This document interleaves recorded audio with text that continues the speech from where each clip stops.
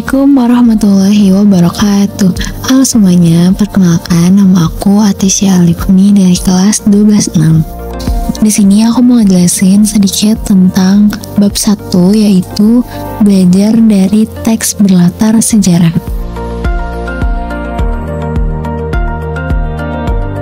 Sebelum lanjut ke materinya, selanjutnya ada capaian pembelajaran kita dan peta konsepnya.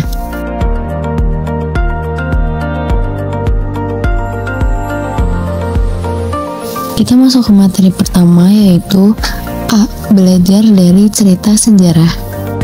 Yang pertama ada mengenal teks cerita sejarah. Jadi teks cerita sejarah itu teks yang mengisahkan tentang fakta, peristiwa, kejadian, cerita hidup manusia dengan mengolah fakta sejarah sebagai latar terjadinya peristiwa.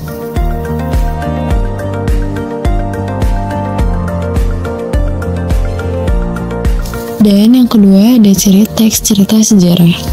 Nah, teks cerita sejarah mempunyai ciri-ciri, yaitu isinya berupa fakta.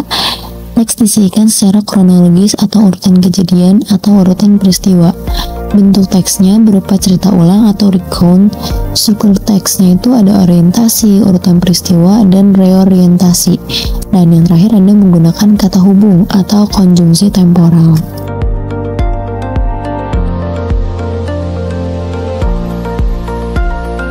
Selanjutnya ada jenis teks cerita sejarah. Teks cerita sejarah itu dibagi menjadi dua, ada yang fiksi dan non-fiksi.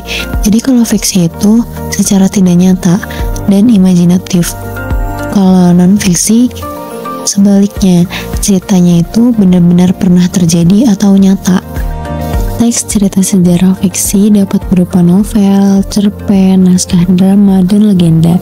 Kalau non-fiksi bisa berupa autobiografi, biografi, catatan sejarah, maupun cerita perjalanan. Yang terakhir ada menggunakan referensi untuk pemahaman cerita sejarah. Jika ingin memperoleh informasi mengenai kata objek maupun istilah yang digunakan, untuk itu kalian dapat memanfaatkan berbagai sumber referensi, baik cetak maupun daring. Di antaranya ada kamus, ensiklopedia, dan thesaurus.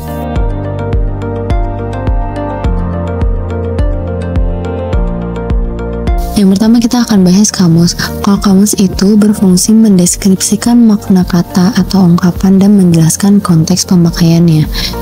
Selanjutnya yang kedua ada ensiklopedia. Ensiklopedia adalah sumber yang berisi uraian atau keterangan berbagai hal di bidang ilmu pengetahuan. Contohnya, ensiklopedia memuat penjelasan tentang Batavia sebagai nama yang diberikan Belanda pada koloni dagang yang kini bernama Jakarta. Didirikan di Pelabuhan Jayakarta terkait kekuasaan militer dan perdagangan VOC.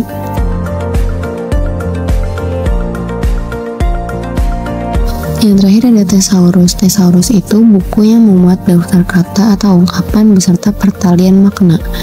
Contohnya, kata aktivitas memiliki sinonim seperti aksi, kegiatan, kesibukan, operasi, dan usaha. Singkatnya, kalau kamus itu buku acuan yang berisi arti kata, ejaan, cara pelafalan, dan penggunaannya. Kalau ensiklopedia itu buku acuan yang memberikan informasi atau penjelasan luas tentang berbagai topik. Nah, kalau thesaurus itu buku acuan yang memuat sinonim, persamaan kata, dan antonim lawan kata. B. Menelaah teks cerita sejarah. Yang pertama ada struktur teks cerita sejarah. Dibagi menjadi 3, yaitu ada orientasi, urutan peristiwa, dan reorientasi. A. Orientasi. Bagian tahap pengenalan atau pembukaan teks biasanya berisi perkenalan tentang tokoh atau topik yang dikisahkan.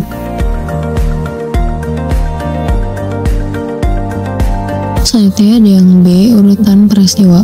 Urutan peristiwa atau rangkaian kejadian yang saling berkaitan merupakan bagian rekaman peristiwa atau kejadian yang terjadi. Tahap ini biasanya disampaikan dalam bentuk urutan kronologis. Dan yang terakhir ada reorientasi. Reorientasi merupakan penutup teks, dapat berisi akibat kesimpulan, penilaian, atau opini dan komentar penulis tentang peristiwa sejarah yang diceritakan dalam teks.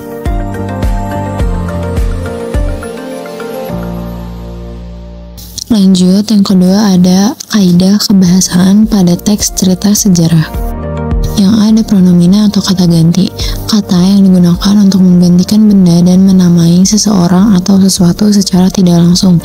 Misal, ia, mereka, atau nya.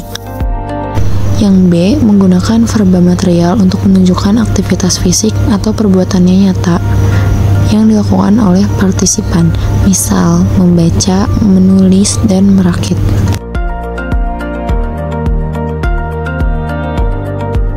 C. Verba tingkah laku. Kata kerja yang mengacu pada sikap yang dinyatakan dengan ungkapan, perkataan, atau verbal, misal merasa, meyakini, melupakan, dan memikirkan. Yang D. Kata yang menunjukkan kejadian atau peristiwa, waktu, dan tempat. E. Keterangan waktu lampau. Kata keterangan waktu yang menyatakan waktu yang lalu atau sudah terlewat. F. Konjungsi atau kata sambung, temporal untuk menyusun urutan peristiwa yang diceritakan, misal ketika, kemudian, dan setelah.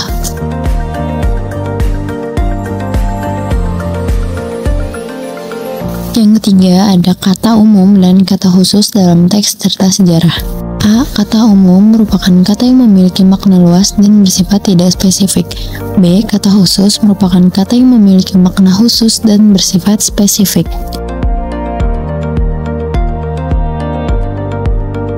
Yang keempat dan terakhir ada mengecek validitas informasi. A. Memisahkan fakta dari opini yang disajikan penulis. B. Mencari informasi sejenis lebih dari 3 sumber dan membandingkan lalu menarik garis besar informasinya. C. Mengecek keaslian informasi di situs resmi dan mencari tahu latar belakang penulis atau redaksi media massa yang menyebarkan informasi. C. Nilai-nilai dalam teks cerita sejarah. Teks cerita sejarah berbentuk prosa memuat nilai-nilai yang digolongkan ke dalam unsur ekstrinsik. Nilai-nilai yang biasa muncul dalam karya prosa antara lain nilai budaya, nilai sosial, nilai moral, nilai agama, nilai religius, nilai estetis, dan nilai pendidikan.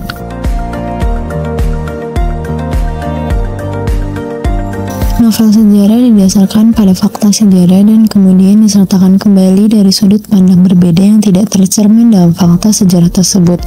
Novel sejarah berbentuk teks recount imajinatif memiliki struktur yang terdiri atas beberapa bagian. Yang pertama ada pengenalan situasi cerita, penyajian latar cerita dari segi waktu, tempat, dan peristiwa serta pengenalan tokoh dan hubungan antar tokoh. Yang kedua ada pengungkapan peristiwa. Disajikan peristiwa-peristiwa awal yang memicu berbagai masalah. Yang ketiga, menunjukkan konflik meningkatnya ketegangan dan kegembiraan. 4. Untuk konflik atau turning point atau komplikasi atau klimaks yang merupakan bagian paling penting dari berita. Yang kelima, penyelesaian, evaluasi atau resolusi, berisi penilaian tentang sikap dan nasib tokoh. Yang terakhir adalah koda, bagian akhir berupa simpulan yang bersifat opsional.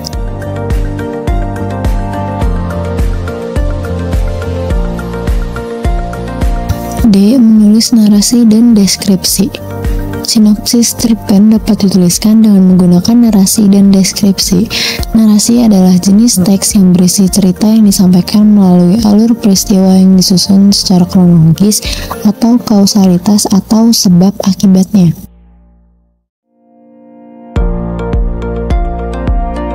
Adapun deskripsi menurut Goris Kerov adalah bentuk wacana yang berusaha menyajikan objek atau suatu hal sedemikian rupa sehingga objek itu seolah-olah berada di depan mata kepala dan pembaca, seakan-akan pembaca melihat sendiri objek itu.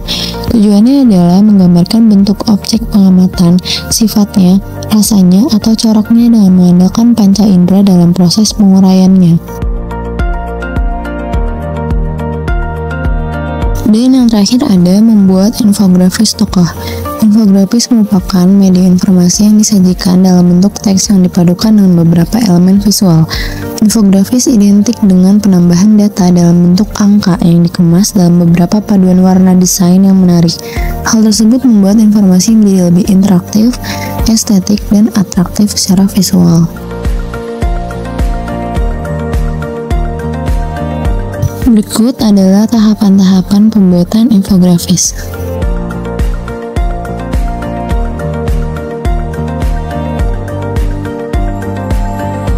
Cukup sekian penjelasan materi dari saya, kurang lebihnya mohon maaf. Wassalamualaikum warahmatullahi wabarakatuh.